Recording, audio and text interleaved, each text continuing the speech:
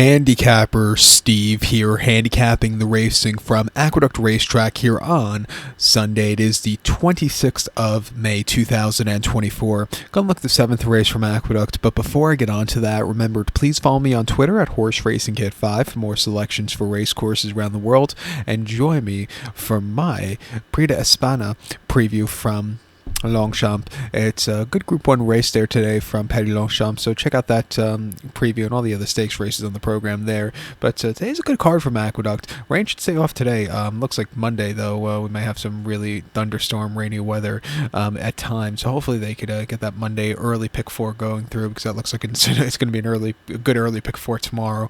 But let's get to this featured 7th race on the Belmont, the Big A. The featured 7th race here on the Sunday program from the Belmont, the Big A. There we go, can't speak. The 7th race is Maine Specialway purse $90,000. Race for Maine's 3-year-olds then upwards. We have a field of 12 horses, including part of an entry. 10 and 11 are both MTOs, so we'll have a field of 10 going 2,200 meters or a mile 3/8 on the inner turf course.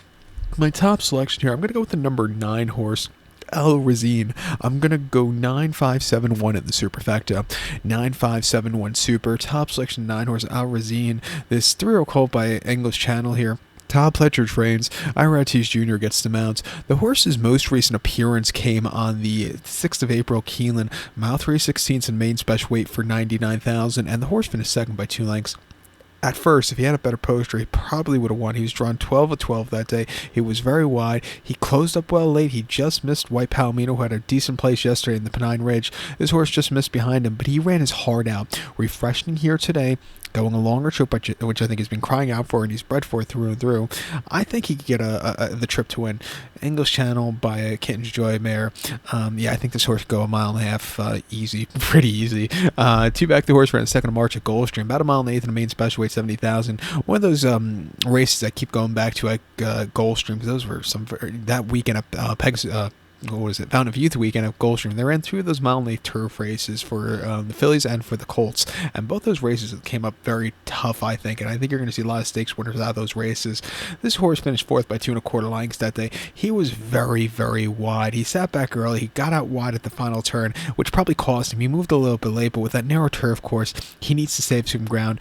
But he ran his heart off the bench. On debut, he ran on the 20th of December at Gulfstream, mile 16 to Pete in main specialway. Finished 8th by 9 1/4 lengths that day, and he really just had nothing. He never really got into it. Trip was too short. I don't think he liked the fake stuff. I think he wants to go to the green stuff.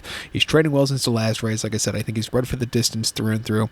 I think he could find the trip to win. I think the 5 horse, Sword of Honor for Todd Pletcher and Johnny V, the stablemate, could get a trip to win also. Ran in mid-March at Gulfstream, mile 16th, and a main special weight for 70,000.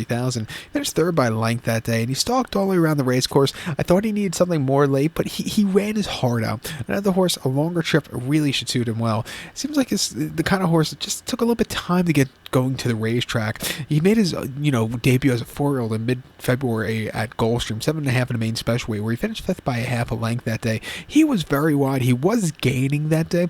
If the race was mile, he probably would have won, but he ran his heart out. He found a decent trip that day.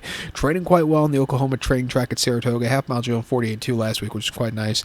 Coming here today, I think he could find a trip to win. And even the 7 horse Stop the Press for Junior Alvarado and Shug McGahee, he's coming out that similar race on the 6th of April, Keeneland, going mile 3/16, where he also had a very wide poster and a very horrible beginning. He finished 4th by 3.5 lengths with a better poster and a better start. He could have made the race interesting late, but he ran his heart out that day. Prior to that, on the 3rd of February, going a mile and 1/8 at Tampa on the lawn, he finished 2nd by a neck, where he got caught at the wire, but again, he ran his heart out. And then he actually lost resilience on New Year's Day at Gulfstream in a very tough mile 16th allowance, our main special weight there. But refreshing here. If you look at some of the horses he's been facing in his lifetime, he's some decent quality horses, some stakes winners there. He lost behind Resilience, he lost Track Phantom, who was a next start winner. White Palomino is a place in a grade 2 company kind of horse. He looks like he could be real deal. At 5-1, I'll give this horse a shot on the ticket also. I think since come to the green stuff, he's really improved a lot. But to recount my selection for the 7th from Aqueduct here on this Sunday afternoon, I'm going to take the 9 horse El Razine, give kudos to the 5 horse Sword of Honor, and the 7 horse Stop the Press. 9571 super, 957 in the multi-race. So good luck to all. Please follow me on Twitter at HorseRacingKid5. Good luck, everyone.